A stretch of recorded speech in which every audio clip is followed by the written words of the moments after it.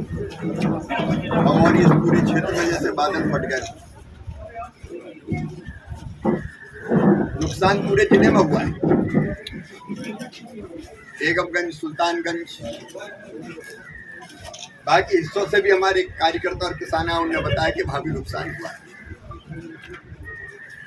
आज हमने बमौरी से लेकर सिलवानी तक जगह जगह बाढ़ प्रभावित भाई बहनों से, चाहे वो किसान हो चाहे वो गरीब हो, उनसे चर्चा की, खेतों को भी देखा और घरों को भी देखा। जो नुकसान हुआ है, जहां हुआ है वह भयानक हुआ है। घर गिर गए हैं या ऐसे हो गए हैं कि अब रहने के लायक नहीं है। सारा सामान नष्ट हो गया है। कई परिवार ऐसे जिनके पास खाने को भी कुछ बचा नहीं। फसलों को भी व्यापक नुकसान हुआ है। आज मैं इतना ही कह सकता हूं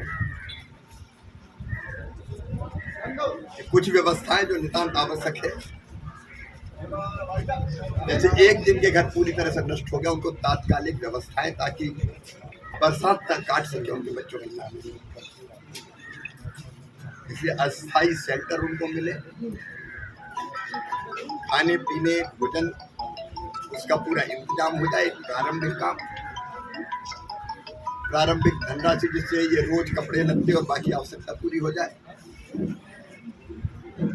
नंबर 2, जिनके मकान पूरी तरह से ध्वस्त हो गए, गिर गए हैं, उनको मकान बनाने के लिए राहत प्रदान की जाए, राहत राशि प्रदान की जाए।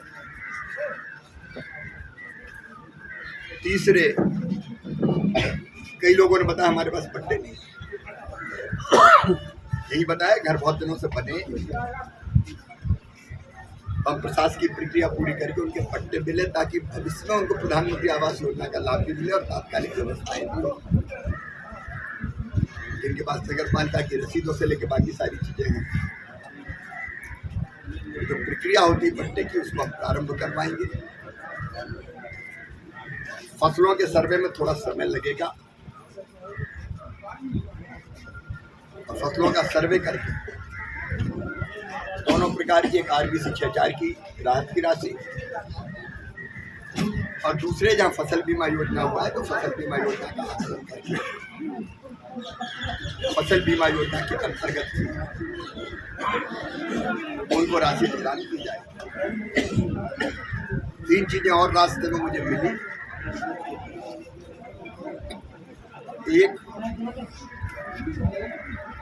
किसानों ने खाद की दिक्कत बताई है, मैंने तत्काल चर्चा की है और कल तक 2000 मीट्रिक टन खाद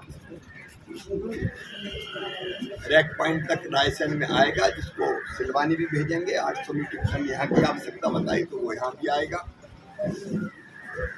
दूसरे, खाद के साथ कई बार डीलर या बाकी लोग कहते हैं कि फलानी चीज भी ले जाओ, दवाई की जरूरत है नहीं है लेकिन लेके जाओ, किसी भी कीमत पर नहीं होगा। मर्जी किसान की वो खरीदे कि ना खरीदे, लेकिन खाद के साथ कुछ भी उसको टिका दो और उससे पैसे ले लो, ये नहीं चलेगा। मैंने दिल्ली से ही निर्देश जारी किए हैं, राज्य सरकारें वो भी मैंने बात की कि ये वैधानिक नहीं है, जो ये कार्रवाई ऐसा करेगा उसके खिलाफ कार्रवाई की जाएगी। तीसरी एक बात और मैं आज आपको बताना चाहता हूं कि नकली खाद और नकली पेस्टिसाइड की शिकायतें मिलती। अभी तक जो कानून बना है वो 68-69 का बना है, उसमें कोई परिवर्तन नहीं हुआ।